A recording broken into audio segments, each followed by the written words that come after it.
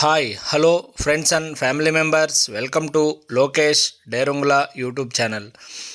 మీకోసం మీ ముందుకు మీ సచివాలయ ఉద్యోగి. ఫ్రెండ్స్, ఈరోజు మనం తల్లికి వందనం గ్రీవెన్స్కి సంబంధించిన ముఖ్యమైన విషయాలన్నీ ఈ వీడియోలో తెలుసుకుందాం. గ్రీవెన్స్ రైజ్ చేసిన ప్రతి ఒక్కరికి డబ్బులు వస్తాయా? ఏ కారణానికి డబ్బులు వస్తాయి?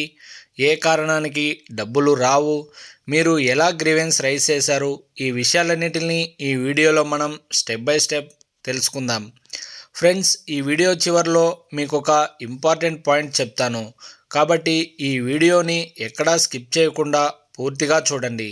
అలాగే మన ఛానల్ని లైక్ చేసి, షేర్ చేసి, సబ్స్క్రైబ్ కూడా చేయండి. ముందుగా ఇన్కమ్ ట్యాక్స్ ప్రాబ్లం గురించి తెలుసుకుందాం.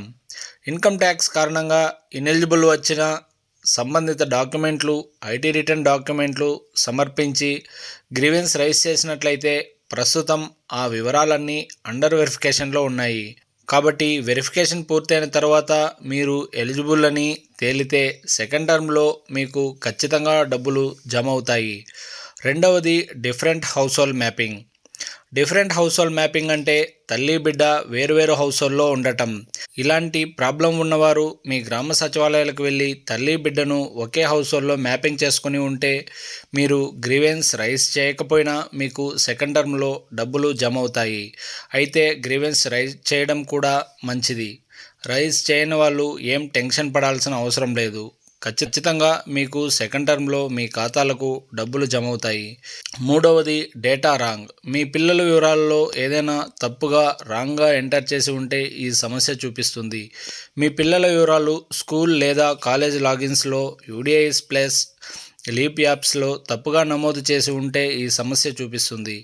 అలాగే స్కూల్ కాలేజీ వారి లాగిన్స్లో మీ పిల్లల వివరాలు సరిగ్గా నమోదు చేసుకుని గ్రీవెన్స్ రైజ్ చేసి ఉంటే వెరిఫికేషన్ పూర్తయిన తర్వాత మీ ఎలిజిబిలిటీ లిస్ట్లో మీ నేమ్ వస్తే మీకు తప్పకుండా డబ్బులు మీ ఖాతాలకు జమ అవుతాయి. అది అత్యంత ముఖ్యమైనది friends, not in TV data set. Not in TV data set అంటే తల్లికి వందనం డేటాలో మీ పిల్లల వివరాలు ఇంకా నమోదు కాలేదు అని అర్థం. స్కూల్ లేదా కాలేజీ వారు మీ పిల్లల వివరాలు నమోదు చేసి అవసరమైన స్టూడెంట్ ఐడిని, ఎన్రోల్ ఐడిని, పెన్ ఐడీలను సరిగ్గా క్రియేట్ చేసి అప్డేట్ చేసినట్లయితే ఆ వివరాలు తల్లికి వందనం డేటాబేస్లోకి వస్తాయి. ఆ వివరాలు అప్డేట్ అయిన తర్వాత మీరు గ్రీవెన్స్ రైజ్ చేయకపోయినా సరే సెకండ్ టర్మ్లో డబ్బులు మీ ఖాతాలకు జమ అవుతాయి. అయినా మీరు గ్రీవెన్స్ రైజ్ చేయడం కూడా మంచిది. ప్రస్తుతం ఈ గ్రీవెన్స్లన్నీ సంబంధిత డిపార్ట్మెంట్లలో అండర్ వెరిఫికేషన్లో ఉన్నాయి. ఈ వివరాలన్నీ 10వ తేదీ వరకు అండర్ వెరిఫికేషన్లోనే ఉంటాయి. కాబట్టి మీరు ఆందోళన చెందాల్సిన అవసరం లేదు. వెరిఫికేషన్ పూర్తయిన తర్వాత ప్రభుత్వం నిర్ణయించిన అర్హతల మేరకు మీరు అర్హులైతే సెకండ్ టర్మ్లో ఖచ్చితంగా మీ ఖాతాలకు డబ్బులు జమ అవుతాయి. చివరగా ఒక ఇంపార్టెంట్ పాయింట్. ఈరోజు తల్లికి వందనం గ్రీవెన్స్లను ప్రభుత్వం డిసేబుల్ చేసింది, అంటే ఆపి ఉంచేసింది.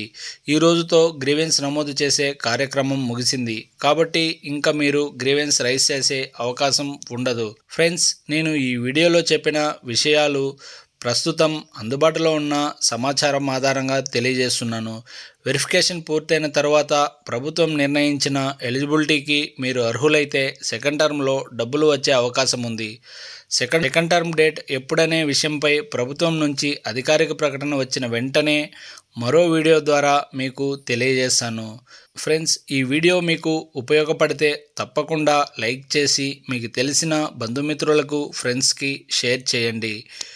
ఇలాంటి మరిన్ని తాజా ప్రభుత్వ పథకాల అప్డేట్ కోసం మన లోకేష్ డేరుంగుల యూట్యూబ్ ఛానల్ను ఇప్పుడే సబ్స్క్రైబ్ చేసుకుని పక్కనే ఉన్న గంట సింబల్ను, బెల్ ఐకాన్ను ఆన్లో ఉంచుకోండి.